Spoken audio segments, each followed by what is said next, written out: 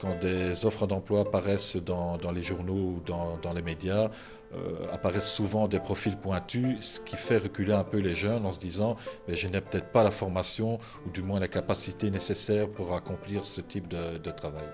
Il faut oser. Il faut oser, il faut oser. Je veux dire, il faut savoir se vendre.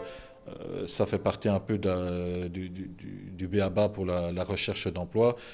Moi, j'insiste aussi, c'est pas parce que vous avez un refus sur une première demande qu'il faut baisser les bras et se dire, ben voilà, je ne rentrerai pas là ou je ne rentrerai pas dans telle entreprise.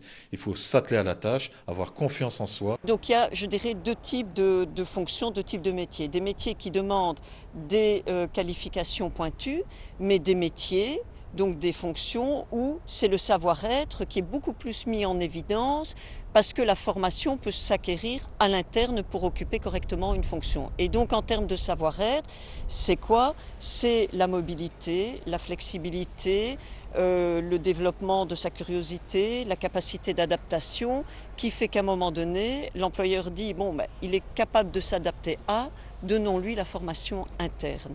Même avec peu d'études, vous avez l'opportunité de trouver un emploi si vous mettez toute une série de conditions dans votre poche, c'est-à-dire d'être attentif à votre image, d'être attentif à ce que vous allez dire à votre employeur. Je prends une image toute simple, un employeur m'a une fois dit qu'il regardait même par la fenêtre le jeune, comment il conduisait en arrivant. S'il conduisait de manière dangereuse, il n'engageait pas le jeune parce que quelqu'un qui conduit de manière dangereuse est sans doute dangereux dans l'entreprise. Donc le jeune, c'est surtout ça, c'est ça le point d'attention. Même peu importe les qualifications, la qualification ça c'est en entreprise aussi qu'on apprend, c'est de regarder, de postuler en étant motivé pour le poste. Les syndicats sont très clairs. Oui, il y a de l'emploi pour tous les profils dans les secteurs agroalimentaire et chimie. Il ne faut pas forcément avoir fait un long cursus scolaire pour répondre aux réelles attentes des entreprises aujourd'hui.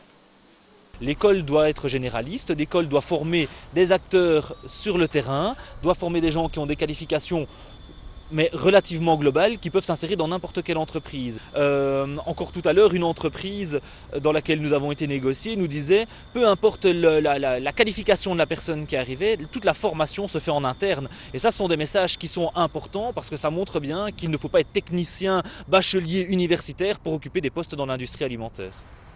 Nicolas peut en témoigner, âgé de 22 ans, il est entré chez Lutosa il y a un an, après des études professionnelles.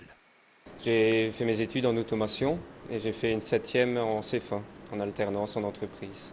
Est-ce que ça vous a bien préparé à ce travail? Oui, surtout la dernière année, on faisait des stages, donc c'était 3 jours en entreprise et 2 jours à l'école, pendant un an.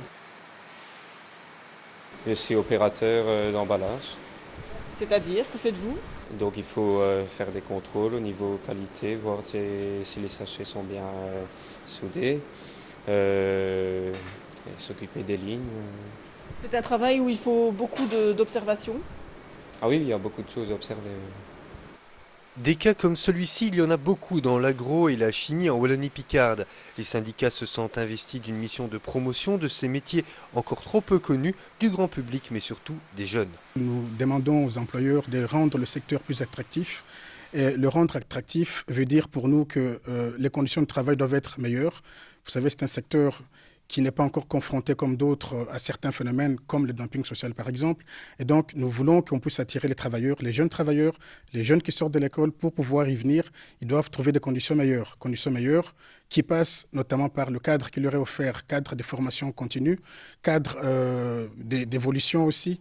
Vous savez, nous sommes partenaires avec les employeurs et le Forum dans un centre de formation qu'on appelle le CEFOCHIM. Donc, nous encourageons les employeurs du secteur à pouvoir profiter de ces centres pour permettre aux travailleurs de pouvoir évoluer.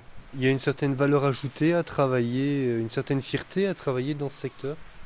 Je pense que oui, c'est un secteur valorisant parce que ça touche à la vie de tous les jours, ça touche à des choses que les gens vivent, des choses qui sont utiles pour la vie de tous les jours, pour les jeunes, pour la population de manière générale. Et donc, il y a une valeur ajoutée pour moi à travailler dans ce secteur.